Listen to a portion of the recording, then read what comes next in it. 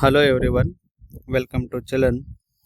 Belagavi DCC ಬ್ಯಾಂಕ್ನಲ್ಲಿ ಹಲವಾರು ಹುದ್ದೆಗಳಿಗೆ ಆನ್ಲೈನ್ ಮೂಲಕ ಅರ್ಜಿಯನ್ನು ಆಹ್ವಾನಿಸಲಾಗಿದೆ. ಹುದ್ದೆಗಳ ವಿವರವಾದ ಮಾಹಿತಿಯನ್ನು ಈ ಚಲನ್ನಲ್ಲಿ ನಾವೀಗ ನೋಡೋಣಂತ. ಸೆಕೆಂಡ್ ಡಿವಿಷನ್ ಕ್ಲರ್ಕ್ ದ್ವಿತೀಯ ದರ್ಜೆ ಗುಮಾಸ್ತ ಹುದ್ದೆಗಳಿಗೆ ಒಟ್ಟು ಆಹ್ವಾನಿಸಲಾಗಿದೆ.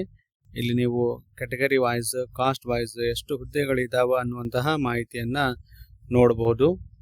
ಈ ಒಂದು SDC ಹುದ್ದೆಗಳಿಗೆ ಅರ್ಜಿಯನ್ನು ಸಲ್ಲಿಸುವುದಕ್ಕೆ ಬೇಕಾಗುವಂತಹ ಅರ್ಹತೆ ಯಾವುದಾದ್ರೂ ಡಿಗ್ರಿ ಆಗಿರಬೇಕು. BA, BSc ಮತ್ತು BCom ಪದವಿಯನ್ನು ಹೊಂದಿರುವಂತಹ ಅಭ್ಯರ್ಥಿಗಳು ಕ್ಲಿಯರ್ ಆಗಿ ಮೆನ್ಷನ್ ಮಾಡ್ಯಾರ. BA, BSc, BCom ಅಂತ ಹೇಳಿ ಈ ವಿದ್ಯಾರ್ಥಿಗಳು ಏನು ಮಾಡಬಹುದು, ಅರ್ಜಿಯನ್ನು ಸಲ್ಲಿಸಬಹುದು.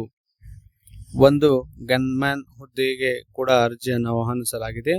ಇದಕ್ಕೆ SSLC ಆಗಿರಬೇಕು ಮತ್ತು ಅದರ ಜೊತೆಗೆ ಮಾಜಿ ಸೈನಿಕರಿಗೆ ಅವಕಾಶವನ್ನು ನೀಡಲಾಗಿದೆ. ಮಾಜಿ ಸೈನಿಕರು ಮತ್ತು ಚಾಲ್ತಿಯಲ್ಲಿರುವಂತಹ ಒಂದು ಲೈಸೆನ್ಸ್ ಕೂಡ ಇರಬೇಕು ನಿಮ್ಮ ಹತ್ರ, ಅವರು ಅರ್ಜಿಯನ್ನು ಸಲ್ಲಿಸಬಹುದು.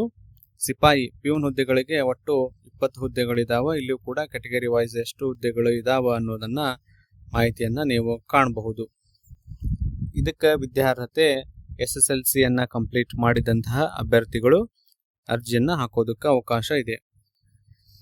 ಈ ಒಂದು ಸಾಮಾನ್ಯ ಸೂಚನೆಗಳಲ್ಲಿ ನೋಡೋದಾದ್ರೆ SDC ಹುದ್ದೆಗಳಿಗೆ ನೀವು ಅರ್ಜಿಯನ್ನು ಸಲ್ಲಿಸಬೇಕು ಅಂತ ಮಾಡಿದ್ರೆ basic computers and application knowledge ನಿಮ್ಗೆ ಕಡ್ಡಾಯವಾಗಿ ಇರಲೇಬೇಕು. ಮತ್ತು ಅದರ ಜೊತೆಗೆ ನೀವೇನಾದರೂ ಪದವಿಯೊಳಗೆ ಒಂದು ಕೋರ್ಸ್ ಕಂಪ್ಯೂಟರ್ ಅಧ್ಯಯನ ಮಾಡಿರಬೇಕು.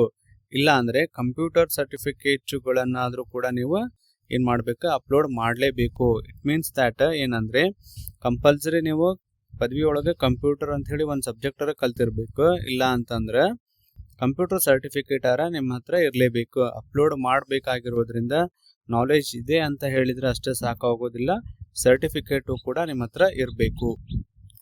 ಅರ್ಜಿಯ ಶುಲ್ಕ SC, ST ಮತ್ತು CAT 1 ಅಭ್ಯರ್ಥಿಗಳಿಗೆ 500 ರೂಪಾಯಿ ಪ್ಲಸ್ ಅದರ ಜೊತೆಗೆ ಗೇಟ್ವೇ ಫೀ, ಸರ್ವಿಸ್ ಚಾರ್ಜಸ್ ಇರುತ್ತೆ. ಇತರ ವರ್ಗ OBC ಮತ್ತು GM ಅಭ್ಯರ್ಥಿಗಳಿಗೆ 1000 ರೂಪಾಯಿಯನ್ನು ಏನು ಮಾಡ್ಯಾರ, ಶುಲ್ಕವನ್ನು ನಿಗದಿ ಮಾಡಲಾಗಿದೆ. ನೀವು ಒಂದಕ್ಕಿಂತ ಹೆಚ್ಚು ಹುದ್ದೆಗಳಿಗೆ ಅರ್ಜಿಯನ್ನು ಕೂಡ ಸಲ್ಲಿಸಬಹುದು. ಅಂದರೆ ಪ್ಯೂನ್ ಮತ್ತು SDC ಎರಡಕ್ಕೂ ಕೂಡ ಅರ್ಜಿ ಹಾಕಬಹುದು ನಿಮಗೆ ಆಸಕ್ತಿ ಇದ್ದರೆ. ಅದಕ್ಕೆ ಸಪ್ರೇಟಾಗಿ ಫೀಸನ್ನು ನೀವು ಪೇ ಮಾಡಬೇಕಾಗತ್ತೆ. ಆಯ್ಕೆ ಪ್ರಕ್ರಿಯೆ ಯಾವ ರೀತಿ ಅಂತಂದ್ರೆ ಲಿಖಿತ ಪರೀಕ್ಷೆಯನ್ನು ಕಂಡಕ್ಟ್ ಮಾಡ್ತಾರೆ. ನೀವು ಎಕ್ಸಾಮಿಗೆ ಅಟೆಂಡ್ ಆಗಬೇಕಾಗತ್ತೆ. ಎಕ್ಸಾಮ್ ಅಟೆಂಡ್ ಆದಮೇಲೆ ಇಂಟರ್ವ್ಯೂ ಕೂಡ ಇಲ್ಲೇ ಇರುತ್ತೆ ನಿಮ್ಗೆ. ಇಲ್ಲಿ ಕ್ಲಿಯರ್ ಆಗಿ 6ನೇ ಪಾಯಿಂಟ್ ಒಳಗೆ ಆಯ್ಕೆ ವಿಧಾನದ ಬಗ್ಗೆ ಕೊಟ್ಟಾರ. ಎಕ್ಸಾಮಿನೇಷನ್ ಸಿಲೆಬಸ್ ಏನೇನಿದೆ ಅನ್ನೋದನ್ನು ಕೂಡ ಮೆನ್ಷನ್ ಮಾಡಲಾಗಿದೆ.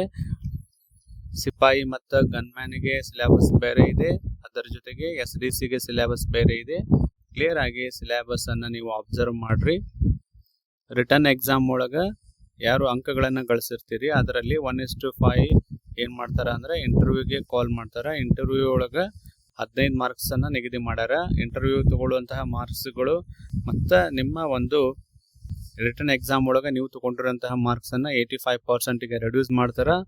ಪ್ಲಸ್ ಈ ಒಂದು ಇಂಟರ್ವ್ಯೂದ ಮಾರ್ಕ್ಸ್ ಎರಡೂ ಸೇರಿ ಏನು ಮಾಡ್ತಾರೆ, ಮೆರಿಟ್ ಲಿಸ್ಟನ್ನು ತೆಗೆದು ಮೀಸಲಾತಿಯ ಅನ್ವಯ ಆಯ್ಕೆಯನ್ನು ಮಾಡ್ಕೋತಾರ. ಆನ್ಲೈನಲ್ಲಿ ಅರ್ಜಿಯನ್ನು ಸಲ್ಲಿಸೋದಕ್ಕೆ ಬೇಕಾಗುವಂತಹ ದಾಖಲೆಗಳ ಬಗ್ಗೆ ನೋಡೋದಾದ್ರೆ SSLC, PUC marks card, SDC ಹಾಕೋರಿದ್ರೆ ಡಿಗ್ರಿ ಮಾರ್ಕ್ಸ್ ಕಾರ್ಡ್ಗಳಾಗಿರಬೇಕು, ಅವುಗಳು ಕೂಡ ಬೇಕಾಗ್ತವೆ. ಪ್ರೊವಿಷನಲ್ ಸರ್ಟಿಫಿಕೇಟು ಅಥವಾ ಪಾಸಿಂಗ್ ಸರ್ಟಿಫಿಕೇಟು, ಕಾನ್ವೊಕೇಶನ್ ನಿಮ್ಮ ಹತ್ರ ಇದ್ರೆ ಅದು ಬೇಕು. ಕಂಪ್ಯೂಟರ್ ಸರ್ಟಿಫಿಕೇಟ್ಗಳು ಬೇಕಾಗುತ್ತೆ. Photo, signature, email ID, mobile number. ನೀವೇನಾದರೂ ಅದರ್ ರಿಸರ್ವೇಷನ್ಗಳ ಅಂದರೆ ಕನ್ನಡ ಮಾಧ್ಯಮ, ಗ್ರಾಮೀಣ ಮಾಧ್ಯಮ, ಅಂಗವಿಕಲ ಅಭ್ಯರ್ಥಿಗಳು ಏನಾದರೂ ಆಗಿದ್ರೆ ಅವುಗಳು ಸರ್ಟಿಫಿಕೇಟ್ಗಳು ಬೇಕಾಗ್ತವೆ, ಅಪ್ಲೋಡ್ ಮಾಡಬೇಕಾಗಿರುತ್ತೆ. ಇಲ್ಲಿ ಕ್ಲಿಯರ್ ಆಗಿ ಕೂಡ ಮೆನ್ಷನ್ ಮಾಡ್ಯಾರ. ಜೆರಾಕ್ಸ್ ಪ್ರತಿಗಳಿಗೆ ಸ್ವಯಂ ದೃಢೀಕರಣ ಮಾಡಿ ಏನು ಮಾಡಬೇಕಾಗತ್ತೆ, ಅಪ್ಲೋಡ್ ಮಾಡಬೇಕು ಅನ್ನೋದನ್ನು ಇವರು ಕ್ಲಿಯರ್ ಆಗಿ ಹಂತ 5ರಲ್ಲಿ ಮೆನ್ಷನ್ ಮಾಡ್ಯಾರ. ಕ್ಲಿಯರ್ ಆಗಿ ಈ PDF ನೋಟಿಫಿಕೇಶನನ್ನು ಕೂಡ ನಾನು ಡಿಸ್ಕ್ರಿಪ್ಷನ್ದೊಳಗೆ ಹಾಕ್ತೀನಿ. ಅದನ್ನು ಕೂಡ ನೀವು ಒಂದ್ಸಾರಿ ಅಪ್ಲೈ ಮಾಡೋಕ್ಕಿಂತ ಮುಂಚೆ ಓದ್ಕೋರಿ. ಅರ್ಜಿ ಸಲ್ಲಿಸೋದಕ್ಕೆ ಕೊನೆಯ ದಿನಾಂಕ 27 ಆಗಸ್ಟ್ 2026. ಅದರ ಒಳಗಾಗಿ ನೀವು ಅರ್ಜಿಯನ್ನು ಸಲ್ಲಿಸಬೇಕು. ಅರ್ಜಿ ಸಲ್ಲಿಸುವುದಕ್ಕೆ ಕೊನೆಯ ದಿನಾಂಕ ಆಗಸ್ಟ್ 27, 2026. ಆಸಕ್ತ ಅಭ್ಯರ್ಥಿಗಳು ಅರ್ಜಿಯನ್ನು ಸಲ್ಲಿಸಿ. ಇದೇ ರೀತಿಯ ಜಾಬ್ ಇನ್ಫಾರ್ಮೇಷನ್ಗಾಗಿ ಚಾನಲ್ನ ಸಬ್ಸ್ಕ್ರೈಬ್ ಮಾಡಿ, ಶೇರ್ ಮಾಡಿ ಮತ್ತು ಲೈಕ್ ಮಾಡಿ. Thank you for watching.